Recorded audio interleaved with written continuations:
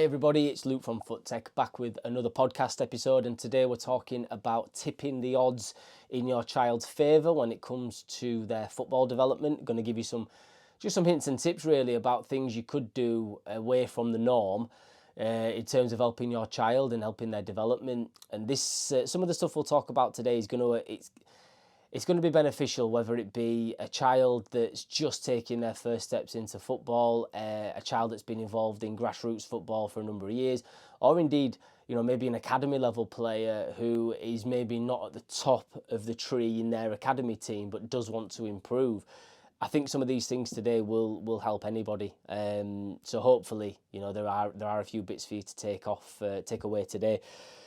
The first thing we wanted to talk about was the power of the park. And what I mean by that is the power of just getting out with your child for a kick around in the park is huge. Not so much just on an ability level, but just an overall enjoyment and confidence building level. I'll give you an example. We had a little boy that came to us a few years ago, petrified, late to football, cried at his first session, wouldn't join in. We managed to work with him over a number of weeks. He's now absolutely flying. He's fantastic. He's gone from strength to strength. But one thing his dad did was get him out in the park, just with a football, nothing too serious, just having a kick around, having a bit of a laugh, few shots at goal, crossbar challenge, trying a few different skills. He got on a YouTube channel and just looked at a few bits he could do. Just made it a fun thing, and it created a bit of a bond with him, and his little boy started to sort of feel a bit of enjoyment when it came to kicking this round thing about, and gave him a bit of a boost just talking to his dad and playing with his dad, kicking his ball about. It just gave him a little bit more, I said, just that little bit of a boost, that little bit of a confidence, boost that then made him brave enough to come back to us and join in. And then he's gone from strength to strength. I think if you've got a child that's new to football, bringing them to something, if they're happy to do so, fantastic. But getting them out and just having a kick around with them, you'd be surprised how great that is. And again, this just doesn't just apply to somebody that's new to football, somebody that's experienced. I don't really like saying experience when we're talking about kids playing football, because they're still so young. But somebody that's you'd class as a good player, whether it be a good grassroots player, a good academy player, you'd be surprised just getting out in the park with mum or dad or both, and just having a bit of a laugh. It just takes away some of the seriousness that can come with kids football when it comes to grassroots matches, when it comes to getting scouted and things like that. All the serious stuff, all the assessment stuff. It just takes that away. It just peels it all back and takes it back to the rawness and what football should be about, just having a laugh and enjoying something, taking your mind off something. That's what it should be about, and we can't stress enough the power of that. If you can just get out for 20 minutes, half an hour of your child every now and again, you'd be surprised the impact it can have. And that's maybe less so from a pure ability point of view, and more so from just an enjoyment point of view, maybe more of a mindset thing, where they do just start to enjoy it a little bit more, and it is a bit more of a release. I'd definitely recommend that. Sort of on that point, the home football training, there is, the jury's out in terms of, if you are training at home on your own, how much development is actually happening. Now, if your child can train with a friend and play 1v1 at home, things like that, fantastic, but they don't always have that luxury. What I would say is that football training at home is much better than sat watching Netflix or whatever. So if there's a toss-up between the two and you can get them outside playing, doing something, whether it be kicking a ball against the wall, practicing free kicks in the garden, that's going to be much better. So I'd always go for the latter there. I'd always be saying get out with the football. So tipping the odds in your favour in that regard are things like ball and wall. We spoke last time about the ball striking ability of some of the best players that we've seen, even at the younger ages. Their ability to strike a ball is fantastic, and I think that does come down to, some of them are born with something, but I think a lot of the time it's because they are hitting a ball more often than others, and that'll be not just at training sessions, but they're probably out all hours of the day just striking a football, whether it be at goal or against a wall. So ball striking at any level is important. Especially when you're new to football, and if you're a new player that's not really played much before, then just hitting a ball against a wall with a parent or whatever, it can be really, really helpful, and it's so simple to do, but definitely worth doing regardless of your ability level. Is just practice that, getting out and just hitting a ball, striking a ball first time, 1 touch, 2 touch, 3 touch, whatever, but just get striking a ball more often. It's one thing that we saw that is just a huge advantage for some of the players that maybe at a higher level.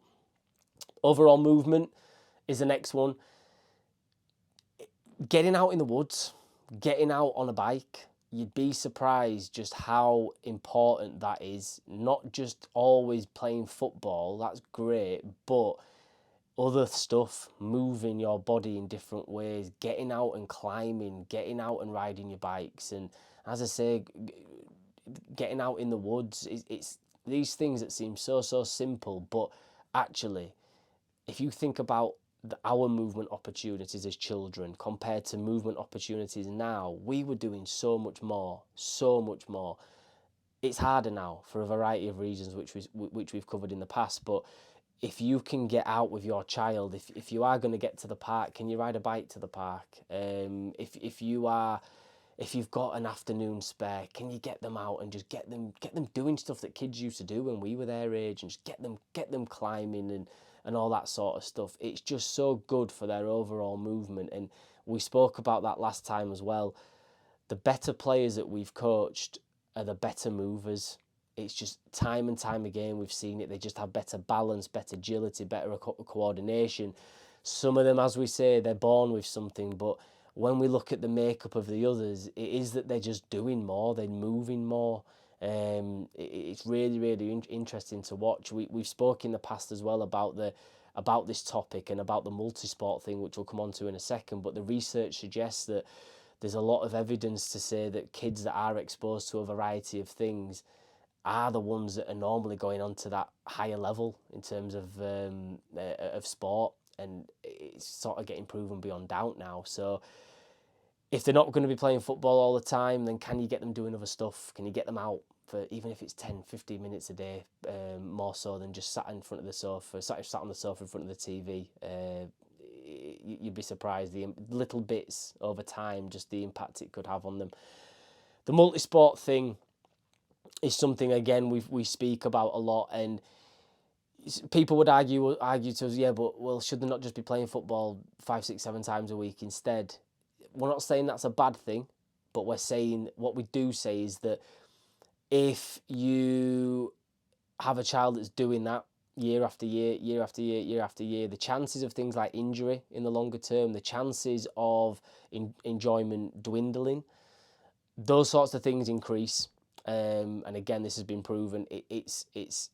You've got a chance there of a child just sustaining an injury later in life. You've got an increased chance of your child just not enjoying it anymore, because that's all they're doing. And if they go through these bad patches where they're not performing well, and then they've then got to go to a football session the next day where maybe they're assessed again because they're in some sort of development centre or elite thing, it just becomes boring. And at some point they're just going to turn around and say, Mum, Dad, I'm done, when they're old enough to make that decision. So getting them involved in some sort of other sport or activity can be a bit of a godsend when it comes to their enjoyment for football and their athletic development for football.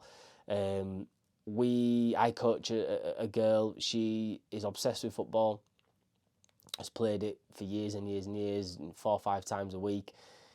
All of a sudden got asked to go to some netball training at school. Turns out she's really good at netball, which she didn't really know, but I guess her football has helped that in aspects. And now she's found a sport that she's doing, I think, once or twice a week that she really enjoys. She sees it as a bit of a release from her football, which she takes really seriously. But it's getting to the point where she's actually getting really good at netball, and she might have a decision to make in a few years as to where she goes. So the fact that she's been exposed to a different sport has meant that she will probably stay in sport longer than most, because most of us, and this was me certainly as a child, most of us play one sport and that's it. And so when the time comes, maybe that either I don't want to play that sport anymore, or I can't because of injury or whatever, I don't really have much else to fall back on. Whereas children that are exposed to a variety of different things, it maybe gives them other avenues to look at when they're older. So it's definitely something to think about with regard to your child. Is there anything else they can do, anything else to get them involved with, maybe some sort of after school club or whatever, that it just exposes them to something different. It helps them move their bodies in different ways. It will help their overall movement. I've spoke before about a book that I read over lockdown, which was a guy that worked with Ajax for a lot of years, and he developed a multi-sport program for their academy players, which then led to one of their most successful teams, a team that got to the semi-finals of the Champions League a few years ago, and most of those players have now been bought by huge European clubs. So there's something in this. There's lots of sportsmen away from football that talk about other sports that have helped them become the sportsmen that they are. And I'm not just talking about middle of the road people. I'm talking about your Roger Federers of the world, your Tom Brady's, your Tiger Woods, Kobe Bryant. The best of the best have discussed this point. The last thing, which I think is probably the most important thing, is environment, the right environment. You might have a child that's playing for a team or in some sort of football program, and it's just not the right environment, but you think you're doing the right thing keeping them there. And sometimes even you might struggle to get them to leave, because maybe in a team they've got players there, they're friends from school, that they don't want to leave even though they don't really like it that much. That could be quite toxic. We've spoke to many parents that have persisted with a team that once they leave, it's kind of like, I wish I'd have done that years ago. If you're in a team that isn't the right environment for whatever reason, maybe you've got a bad coach that's just focusing on the wrong things. Maybe you've got kids in that team that are, I don't know, maybe they're bullies, maybe they're not the right kids for your child. Your child don't really like them, but you're persisting with it, then that can just be damaging longer term.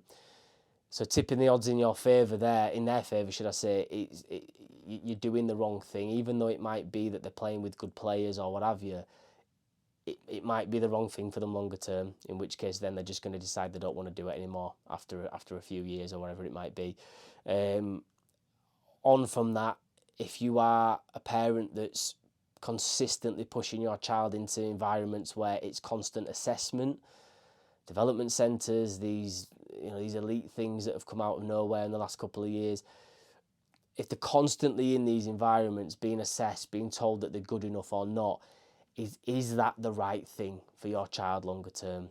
When they're young, should it not just be about enjoyment? And if we're talking about tipping the odds in their favour, the child, boy or girl, that enjoys going to football is probably going to be in football for longer than the kid that just doesn't enjoy being taken to these things and being told, oh, you're good enough, you're not good enough, and what have you. The child that stays in football longer has more of a chance of going further. Regardless of their ability right now, that child will go further than the kid that says after a couple of years, or when they're old enough to make their mind up, I'm done. So think about the environment that your child's in. Is it right for them? Is it right for them? Do you need to make a decision on that and just pull them out, even if it's going to cause a few tears, even if it's that they're at school with all their pals and they play together on a Thursday night and a Sunday morning for this team? Is it the right thing? And you need to look at your child with that and maybe just assess it, because it can be damaging. It can be damaging longer term. The kids that are in the right environment, they're normally the ones that end up progressing the most. And some would argue, oh yeah, but he or she's playing in a shadow squad in a development centre in some sort of elite thing, and they're playing against better players. It's like, yeah, we get it, but it doesn't always work like that. Sometimes your child, if you're working with a good player, if your child is a good player, sometimes them being the bigger fish in the pond in maybe a lesser grassroots team or a different sort of football thing, that can be quite powerful, Think about them getting more time on the ball, but in an opposed environment, to try things and what have you. That can also work in their favour, as opposed to always playing with better players, which can sometimes be a bit draining. Not always the case. Don't get me wrong. Everyone's different, and unfortunately, the kids don't come with instruction manuals, and nor does football development. But we're just talking about some of the things to think about, and it doesn't always work whereby you need to put them into somewhere that you think is better for them because it's a professional club environment, or they're playing with the best players in the region, whatever it is. Doesn't always work like that. If it's not right for your child, you're better off pulling them out and putting them into something else that they'll enjoy. Hope that's helpful. Like I say, just some of the things that we've seen over the last few years of doing this that have either helped or hindered children, and some of those things, big helps, getting them to the park, getting them out with the football at home, getting them moving more. The multi-sport thing for kids that maybe do need help with the movement and just a release from football. But then the big one for us has been that environment thing. Just kids being in the completely wrong environment has just dashed their enjoyment and their confidence, which give us a confident kid that is not that good at football, and you'll see a huge difference after a few weeks compared to a kid that's really good at football but has zero confidence because they're in these wrong environments. If you can have if confidence is massive, it is one of the probably the most important thing. If you've got a confident kid, you'd be surprised at how much they will develop. But if they're in the wrong environments, they're going to have the confidence smashed, and that's when the confidence and enjoyment, and that's when you're gonna see the odds tipped way further away. Hope all that makes sense. As I say, we're always here to help, so just get in touch if we can offer any advice to you, and thank you for listening.